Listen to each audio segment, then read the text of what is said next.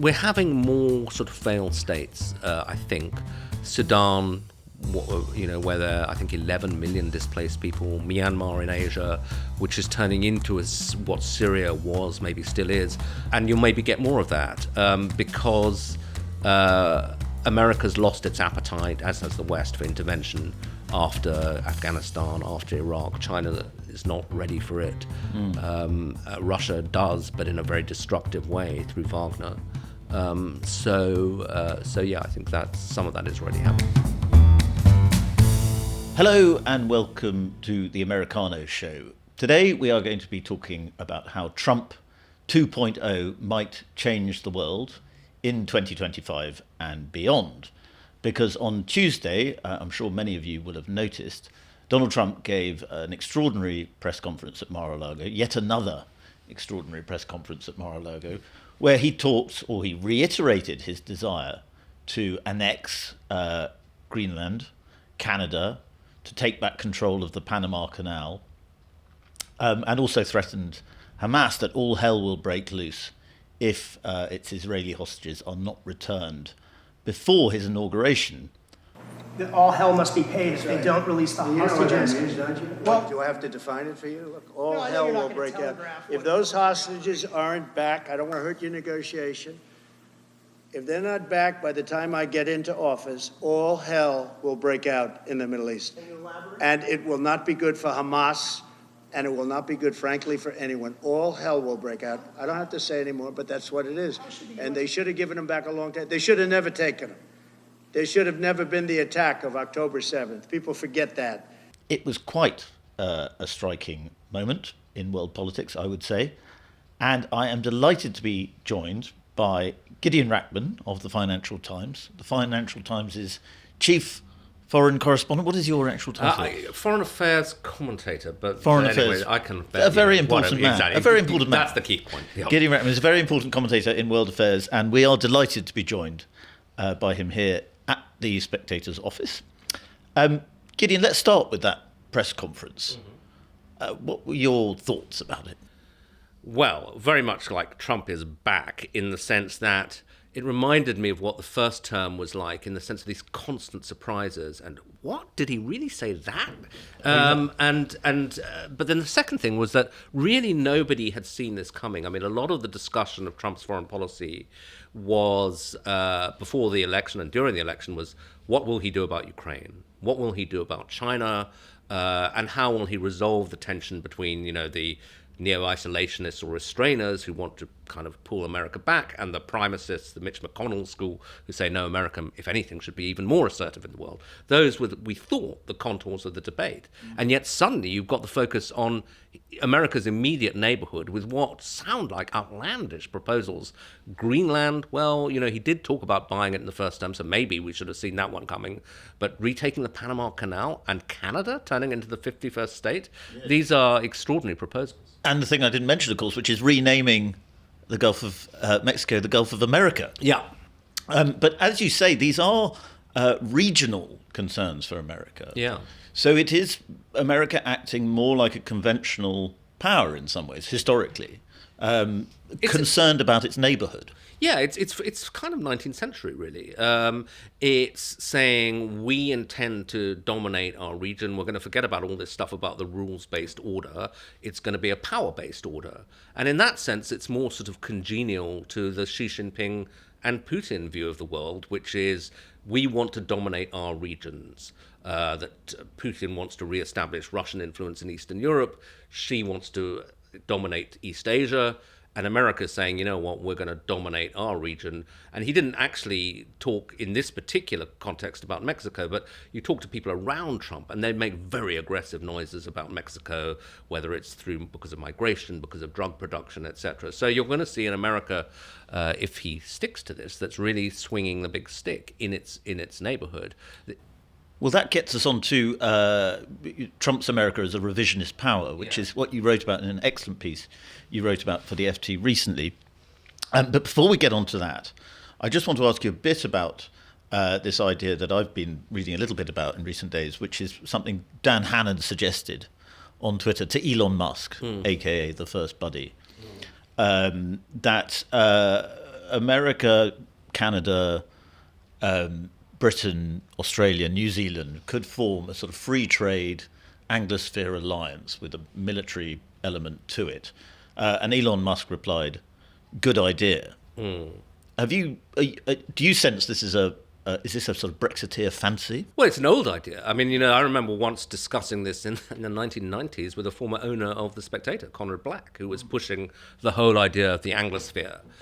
But, it certainly would be an idea that would be congenial to, a wing of the Conservative Party, but they're not in power right now. If there's a change in power in Canada, which looks like it's coming, maybe they would be more receptive to it. But the trouble is that the way that Trump goes about doing this is so aggressive that even the leader of I can never pronounce his last name, Pierre Poilievre, I think is how he pronounces it. Poulivet, that's what I was Poulievre saying. is the French name, but he's got an anglified version of it. But anyway, even he had to say, look, Canada's 51st state, never going to happen, because, if you're a conservative politician, you stick up for your country. And if your next door neighbor is saying, actually, we're going to, treating you with disrespect and saying, we're going to punish you, we're going to threaten you until you agree to this, it's not a very good way of doing this. So I think the Dan Hannan view would be, in a way, rather old-style comity of English-speaking nations. We've got so much in common, history, common law, culture, etc., we're the natural partners rather than this partnership with the EU. And that's an old argument, may have something to it. But the way that Trump's going about it seems to me more like a takeover bid than a kind of alliance. Yes, I suppose that is the obvious first tension, that for Brexiteers, it's very attractive, this idea of an Anglo-Union to replace the European Union. Sure. But Trump's language is very much about America, making America great again. It's not about some sort of new world order based on Anglosphere interest. No, and it was interesting. So I was at a conference in Washington with some of the Trumpy people, and I made an argument that actually values do matter in foreign policy, and almost a Hannan-esque argument that there was not a coincidence that countries like Britain and America had found themselves on the same side. And I got quite a lot of pushback. They said, no, foreign policy is about interests, and we're going to stick up for our interests. Yeah. And in fact, on my own podcast, when I interviewed Sir Alex Younger, the former head of MI6, he said that over the course of his career, whenever he had felt sort of been tempted by the sentimental view of US-UK relations, he would get a pretty firm reminder that this was about, it's transactional. And that was his view of it. Yeah, I suppose that's always been the way the commentariat and the special relationship interact, is we forget sometimes that for America it often is just about interests. And we, for our interests, we attach a sentimental importance to it that the Americans don't. I mean, which Americans, of course. It depends. But all countries, to some extent, it's about interests. But obviously, and I think another thing that I think Trump said either in that press conference or subsequently has emerged is that one of the things that America wants Britain to do now is to take back a lot of the British prisoners, ISIS prisoners in Syria, including Shamima Begum, something like 250 of them, and saying, you've got to do this for us now.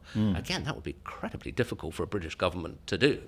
So I don't think it would be a buddy-buddy relationship of equals as conceived by Elon Musk or certainly by Trump.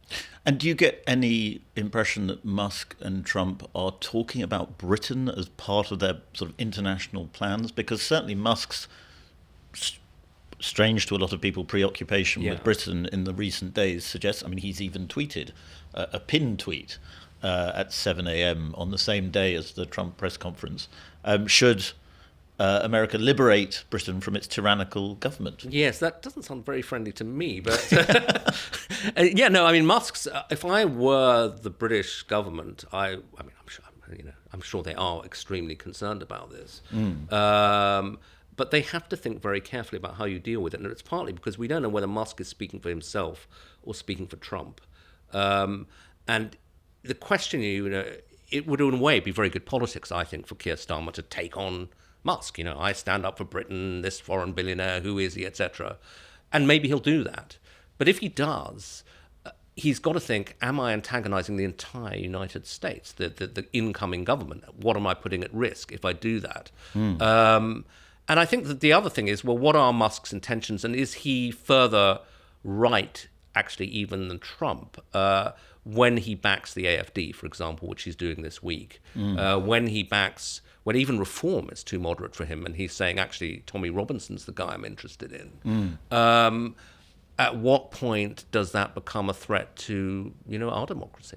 Yeah, or to what extent is he the sort of useful extreme mouthpiece that Trump used to be on Twitter himself in 2016? I wonder. But I suspect that he is showing more of an interest in the UK than Trump has ever shown. Trump was charmed by the Queen. He has his golf courses. He didn't think that much of Theresa May. He was always, actually, Farage was always his guy and the person he got on with.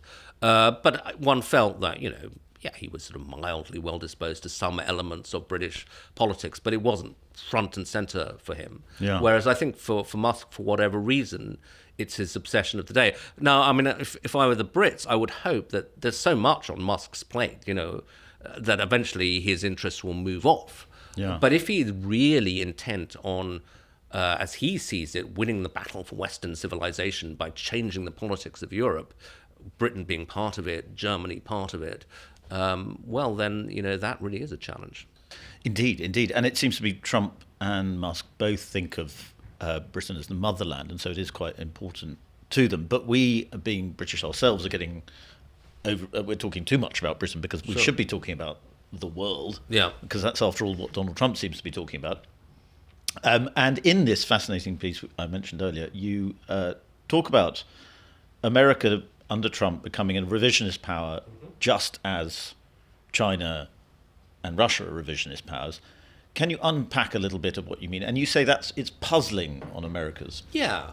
I think it's puzzling because, the standard critique that the Russians and the Chinese made when the Americans talked about the rules-based order is, this is just hypocrisy. It's basically a world constructed to benefit the United States and its allies. And you could say the current institutions have been sponsored by America, the World Trade Organization, Clinton put his weight behind it, but going further back, the UN and so on, they're based in New York after all.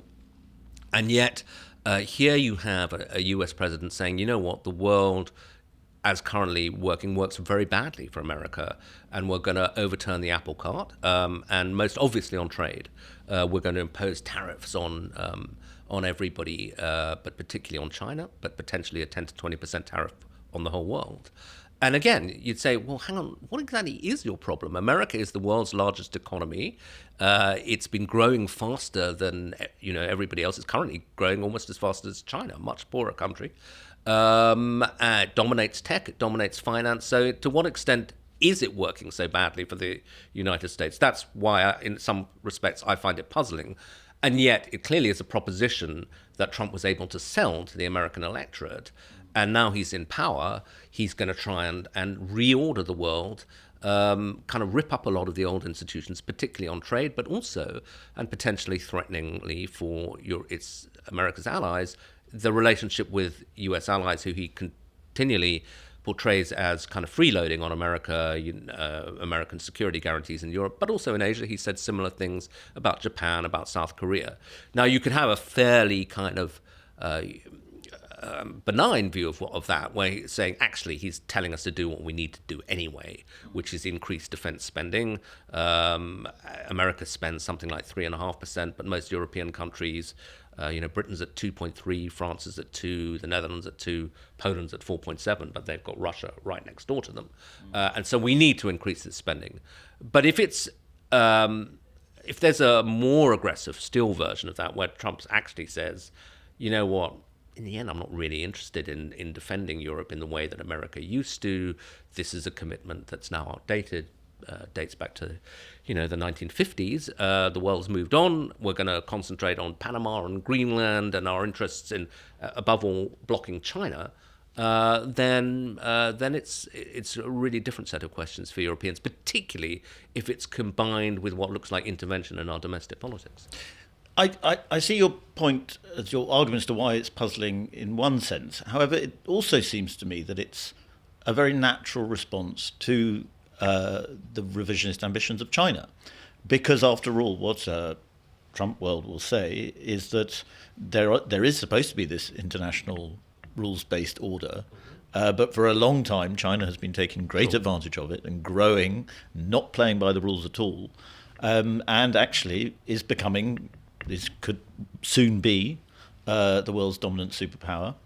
And this is a reaction to stop that, and we need to behave as a revisionist power in order to stop.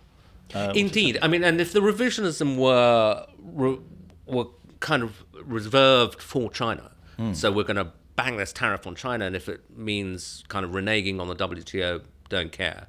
That's kind of compatible with a great power move, but within the normal mental structures we have of America leading the free world.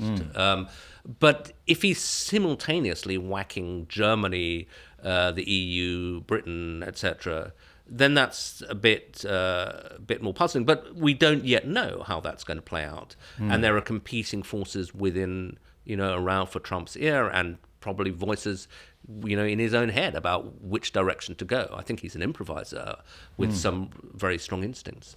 And a fair part of your piece is about tariffs, because of course this will be a conversation about tariffs in the next few years. Yeah. Trump thinks tariffs are actually a much better idea than anybody in the establishment is willing to accept. Yeah. Or the old establishment, Financial Times brain, if you like, is willing to accept.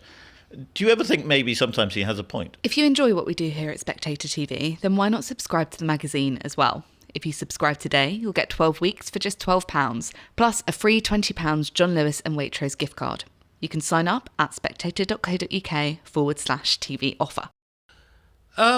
Well, we'll see. In a way, it's such an old idea that we haven't really seen it play out.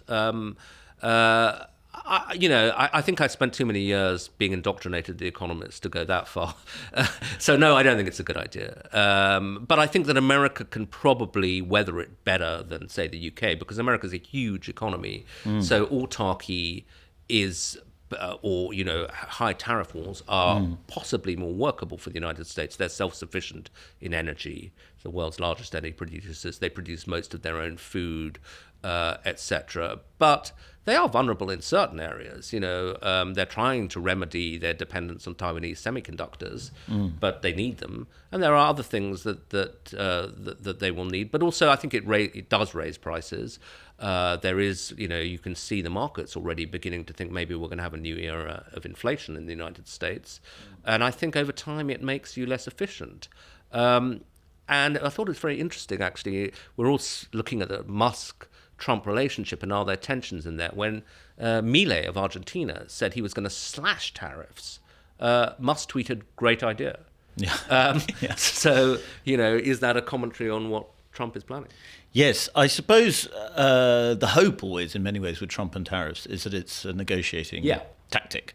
But it may be somewhere in between the two, in that it's a negotiating tactic that he takes seriously, and that he wants to be in a position where he can grant dispensation. So the tariff applies to everyone, but he's in a position to grant dispensations to whoever asks him nicely, or whoever asks him in a way that benefits America. Yeah, and obviously he sees it as a geopolitical tool as much as an economic tool. I mean, the initial argument was economic, protect industries, American jobs and all of that.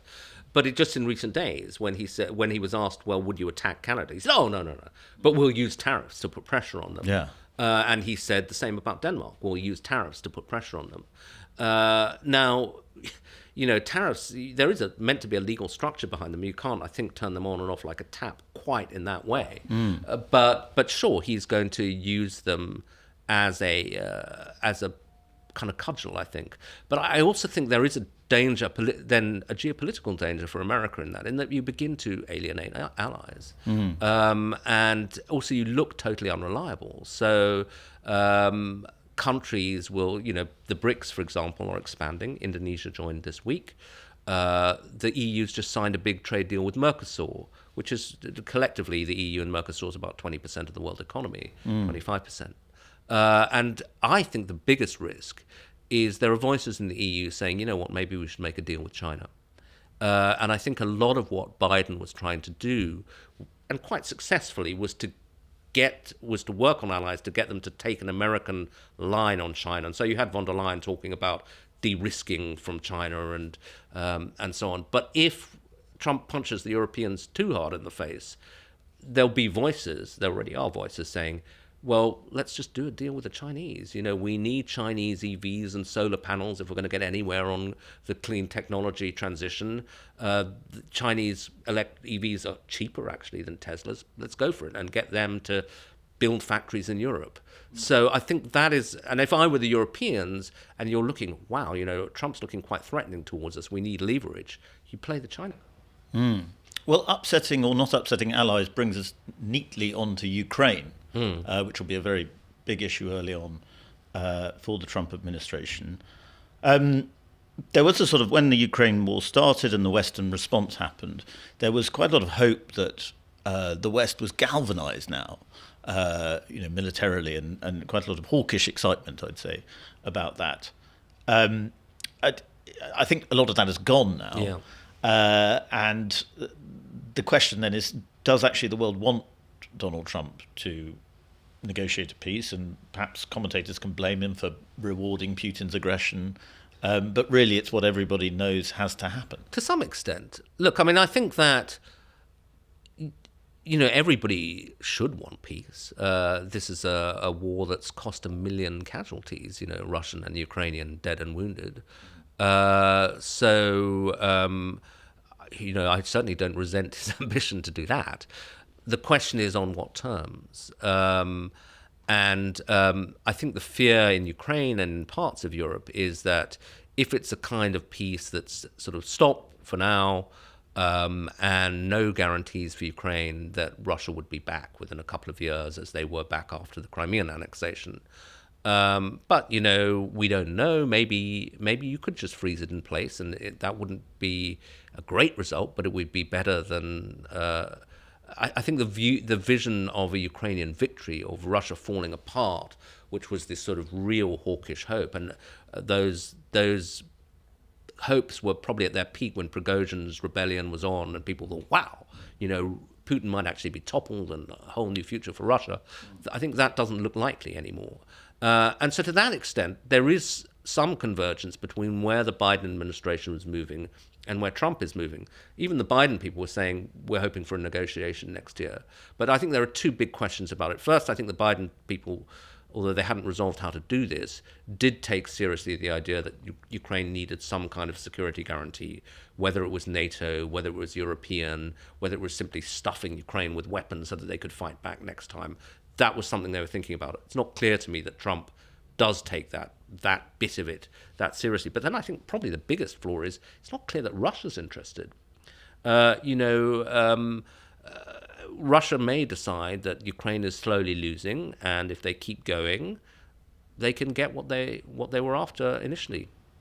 Well, and that China and Russia perhaps agree that this war is bleeding Western power, it's bleeding Western resolve, and that the longer it carries on, the better for them. Yeah, I mean, who knows what the Chinese really think about this? But there was a period, when I was last time I was in Kiev, when the Ukrainians were hoping that the Chinese would intervene and talk to the Russians and so on. And I have an American friend who sort of does these back channel talks where he goes off and talks to the Chinese and Russians. And I said, what are they saying? And he said, they really hate each other. He said they both are very suspicious of America, and that does bring them together. But they don't get on that well. That was an observation. I don't know whether it's true. So I don't know what China's real goal is. But I think that the one thing that does unite the Russians and the Chinese is that they want an end to the West-dominated world. And to that extent, China doesn't want to see a Russian defeat, and a weakened West is in its interests, yeah. So they want to move towards multipolarity and away from American unipolarity, which is sort of what Trump is bringing them. Yes, although, it's not clear to me that that's what the people around him want, because I think they can see some of the pitfalls of that. So there's a very strong school of thought around Trump that says, Russia's not the problem, China's the problem, and we have to concentrate on keeping China in its box. So Elbridge Colby, the guy they just appointed as basically chief strategist in the Pentagon, his whole argument has been, we got to pull our forces. We don't have forces to contain both Russia and China. The Europeans have got to look after Russia. We've got to pull our forces over to Asia, but not just to hand the place over to China. On the contrary, to bolster American power in the Pacific. And again, there's some continuities with what Biden was doing, albeit in a different way. But under Kurt Campbell, who was Deputy Secretary of State for a couple more days, that was the whole thrust of American policy. And an argument that you make in this piece, or that you put forward, it's more of an analytical piece than an argumentative one, but is that China will feel emboldened to take Taiwan if Trump rewards Putin's aggression in Ukraine. It's a possibility, certainly. I mean, again, you can argue back and forth. I've had friends who say, no, it's more complicated than that. But I think the sort of central assumption is that, sure, there is such a thing as a sort of global geopolitical mood. And I think the chaotic American and Allied withdrawal from Afghanistan may have contributed to Putin's sense that the West was weak and that he could move in Ukraine. And if Russia finally triumphs in Ukraine after the West has made this great song and dance, then maybe the Chinese will feel, well, the West really is in retreat. But they have to make their own calculations. Invading Taiwan is not simple. And it would also involve a kind of economic rupture, which would be incredibly damaging for both China and the US. So do they really want to do that? I mean, possibly. Unfortunately, in one parallel with Russia is that it's probably in one man's head. I mean, I think it was Putin personally who decided this was what they was going to do in Ukraine, and China is similarly centralized, and people are similarly trying to figure out, well, what does she want? And I mean, all of them are unpredictable. Yeah. And perhaps Trump is the most unpredictable. So for China, particularly with Taiwan, it goes back to the usual argument you had about Trump a lot in the first term, which is that people just don't know what he's going to do, and that makes him very strong. Yes, although he is unpredictable, but he has said some things on Taiwan which suggest that he's not that interested in defending Taiwan. And again, I have a degree of sympathy with him. I mean, I like Taiwan. I think it's a marvelous place, and I think it could be a model for the future, of a democratic China. Is it worth fighting World War III over? Maybe not. Yeah. And perhaps the one thing that Trump is predictable about is he doesn't like wars. No, absolutely. Perhaps for humane reasons, but also for value destruction. It doesn't make much sense to him. But I mean, I think the thing is that I don't think even Western leaders, sort of current brand before Trump, knew for definite in their own minds if they'd fight over Taiwan. The point was to place the thought in Xi's head that we might. As some, one of the American strategists pointed to me, he said, Xi has told China, they seem very confident of this, Xi has told China, the Chinese military, to be ready to invade by 2027. And our goal is that when he gets to 2027, he looks at the military balance and says, too risky, can't do it. And again, an Australian strategist, when they were describing to me AUKUS and the whole, what these nuclear subs are for and so on, and I sort of expressed some disquiet and said, this kind of sounds like we're preparing for a massive war. And he said, nah, the point is to stop a war, not to start one. But it's deterrence. Yeah.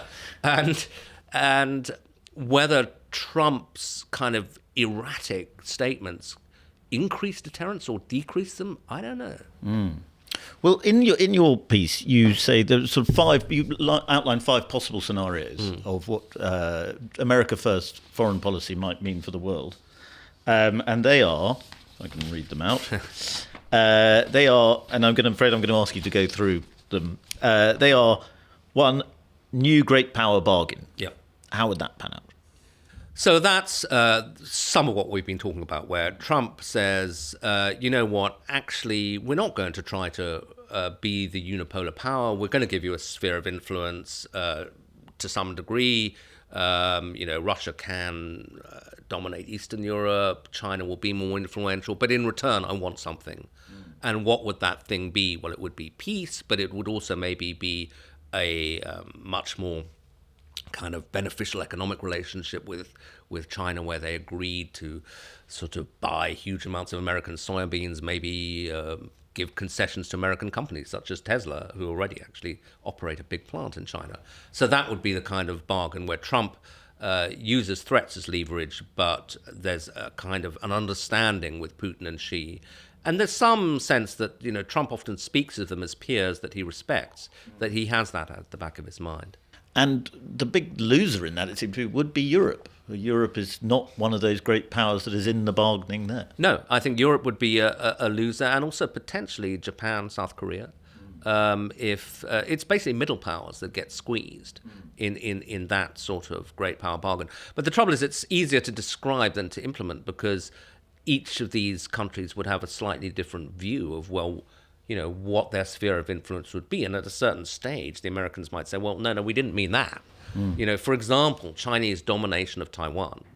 Well, TSMC produces 90% of the world's most advanced semiconductors. No American president's going to say, fine, China can control that. Well, the second scenario is war by accident. Yeah. Presumably most listeners and viewers will be able to understand that.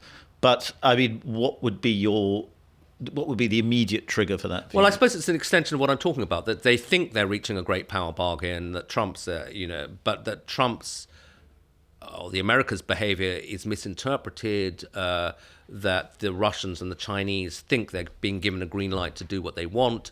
China does try to invade Taiwan, but they've got it wrong. America comes in, and you end up in a war because both sides misunderstand where they were. And to some extent, that may have been partly what happened with Ukraine, that Putin didn't anticipate the extent of Western opposition. He was correct to believe we wouldn't fight, but there was more pushback than he thought. So countries can miscalculate, and you could have a miscalculation that actually leads to war. And then your third scenario is something that I think is sort of happening already, which is anarchy in a leaderless world. Yeah. Would you agree with me that that's sort of where Yes, we're drifting towards that? Yeah, we're having more sort of failed states, I think. Sudan, where there are, I think, 11 million displaced people. Myanmar in Asia, which is turning into what Syria was, maybe still is, a place where the central government only controls about a third of the territory, and there are various groups that none of us can name, but fighting it out. But there are refugees, there's drugs, there are outside powers intervening, but not enough to actually restore order. And you'll maybe get more of that because America's lost its appetite, as has the West, for intervention after Afghanistan, after Iraq. China is not ready for it. Russia does, but in a very destructive way through Wagner.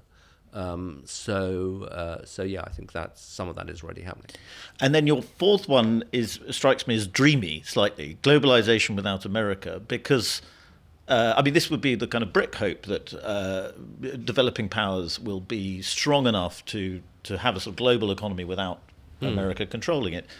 But, America is the driving force of global capitalism. Can that really happen? Well, not completely without America, but more of it. So I pointed to the EU-Mercosur agreement. That's something. I think a closer EU-China relationship. And although you say it's dreamy, one should remember that there are more countries whose major trading partner is China than whose major trading partner is the United States. Yeah. So sitting in Europe, it seems dreamy. But if you're sitting in Southeast Asia, maybe it's kind of already happening. Yeah, I said dreamy. Maybe I meant nightmare. I don't know. Yeah. I think it's more nightmare.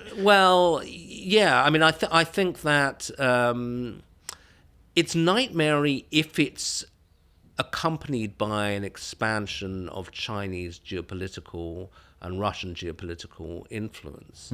If it can be confined to what Osborne would have referred to as the golden age, where you just do a lot more trade, but it doesn't have political implications, maybe it's a way out. Yes, I suppose the old conservative concerns about freedom would be, that would be the big concern, is that freedom would be diminished quite drastically in such a world. Yes. Freedom of speech and so on. Well, that's if it does have political implications. If by trading with China, and I think it's a legitimate concern, you place yourself on the hook where they say, as in a way Elon Musk is saying, yeah, well, that's fine, but we actually don't like what you're doing. This newspaper article you published about us, so can you kind of do something about that?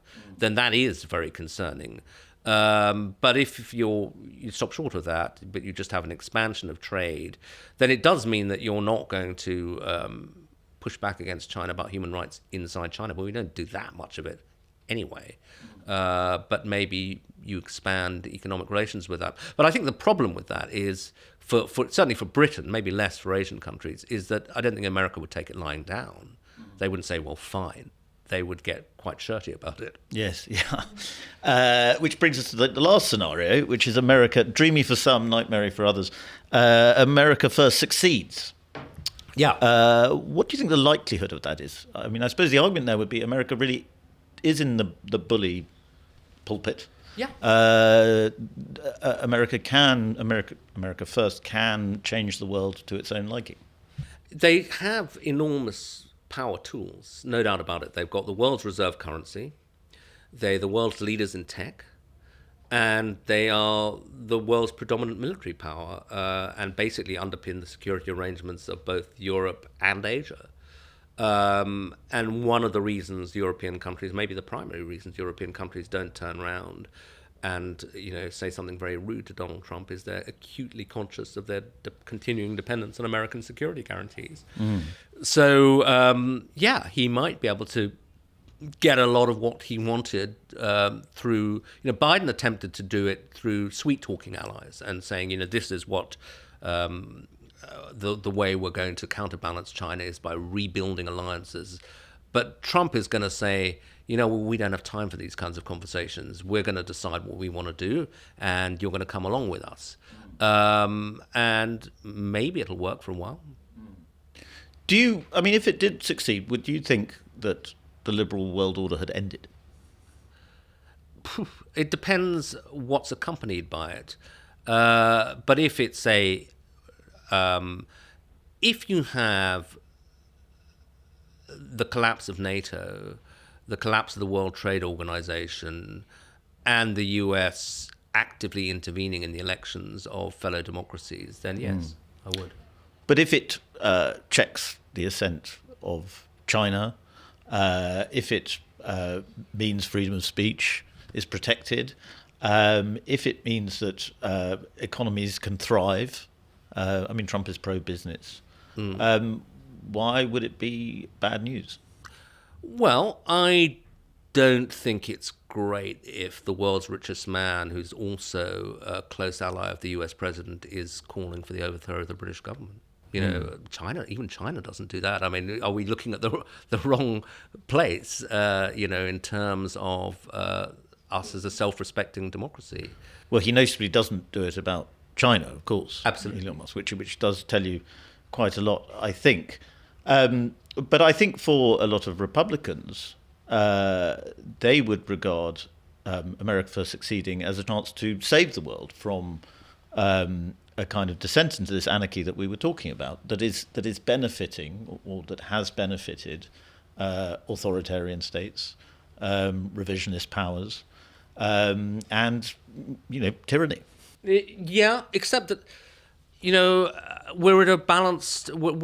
I don't think we're quite there yet. I actually don't think that Russia and China are yet at the point that they would like to be, which is dominating their regions. As Jake Sullivan said in an effort to defend Biden's record, he said, let's say as a thought experiment that America had decided to invade Canada. Maybe it will decide to invade, and that he's talking about Russia's invasion of Ukraine, and that 3 years in, the US had lost 700,000 troops. And was, at Manitoba and nowhere near, you wouldn't say that was a success. And similarly, actually, China, maybe we've reached peak China before they've taken over Hong Kong, but not Taiwan. The Chinese economy is in trouble. They've got a big demographic problem. And actually, another element of the whole America First succeeds scenario is possibly these punitive tariffs on China will really throw China into a crisis. Chinese economists have estimated it might knock 2% off their GDP growth from 5 to 3. That's not great for them. Yeah. Yeah, I mean, I don't think that, put it this, we're kind of getting lost in various scenarios, but I don't think that it's necessary for America to strong arm its allies because the situation is so hopelessly lost with Russia and China that it's Trump's way or descent into tyranny. That's not the world I see. Yeah, well, you conclude, I'm sure rightly, with this point that it's probably going to be some amalgam of all these scenarios. Yeah. And you quote the great Gramsci quote, but you do the full version, which is because the second part is the key bit, I think. The old world is dying and the new world cannot be born. In this interregnum, a great variety of morbid symptoms appear. Well, thank you for saying that, because I hesitated and I thought, this is a terrible cliche. Can I really end on it? But you do the full one. But I did put famous, cliched, quote by Gramsci, because it does seem very appropriate, actually. And it's interesting when he was writing. He was writing in 1929 as a world order was breaking down. And indeed, we did get quite a few morbid symptoms in the 1930s. Things are cliches for a reason. Yeah. Gideon Rachman, thank you very much for coming to The Spectator. Thank you for having me.